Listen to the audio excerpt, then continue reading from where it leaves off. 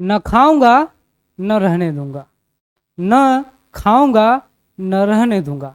जी हाँ, यदि आप कहीं पर मकान किराए पर लेकर रहते हैं या यदि आप मकान कहीं पर बनाकर किराए पर दे रखे हैं तो आपको अब 18% टैक्स देना पड़ेगा।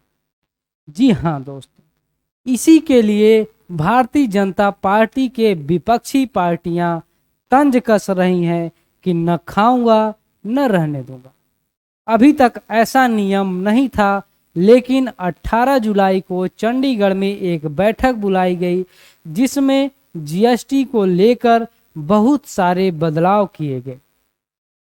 अभी तक जीएसटी सिर्फ और सिर्फ कमर्शियल प्रॉपर्टी को रेंटल में देना पड़ता था, लेकिन अब आप चाहे कमर्शियल में है चाहे रेजिडेंशियल में है, दोनों केस में आपको जीएसटी पे करना पड़ेगा।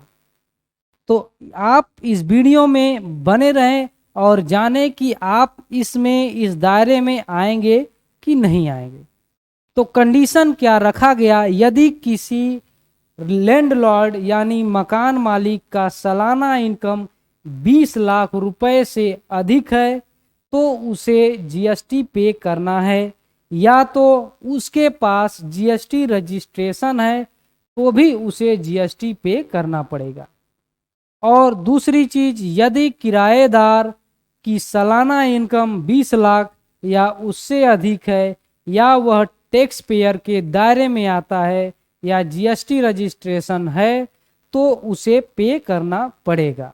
अगर मान लीजिए कोई छोटी मोटी कंपनी स्टैंड अप है, किसी को कहीं पर रेंट पर लेके, या कोई एडवोकेट हैं, कोई सीए हैं, या इस तरह से कोई जो टैक्स पे करते हैं, कहीं पर ऑफिस ले रखे हैं, तो उन्हें भी अब टैक्स पे करना पड़ेगा।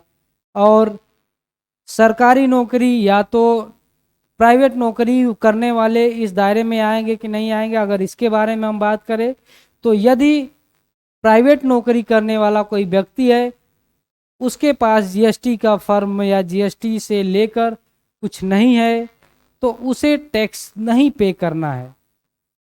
और लैंडलॉर्ड के बारे में आप जानते हैं कि 18% जीएसटी तब देना है जब आप 20 लाख से ऊपर की सालाना इनकम है या तो वह टैक्स पेयर है।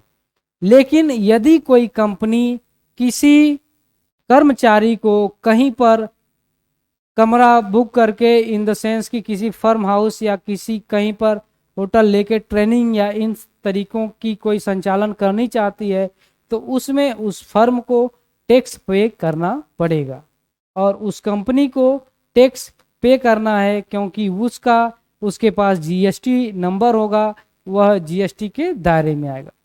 तो अगर आप रेंट पे रहते हैं, 20 लाख से कम इनकम है आपका, आप टैक्स पे नहीं करते हैं, तो इन सब भ्रांतियों से दूर रहें। आपको टैक्स नहीं देना है। तो ज़्यादा समय नहीं लेते हुए इस वीडियो का अंत करते हैं और साथ में मेरे ASY अपडेट चैनल को सब्सक्राइब कर लें। आपके पास ज़रूरी और लेटेस्ट वीडियो मिलती रहेंगी। जय हिंद।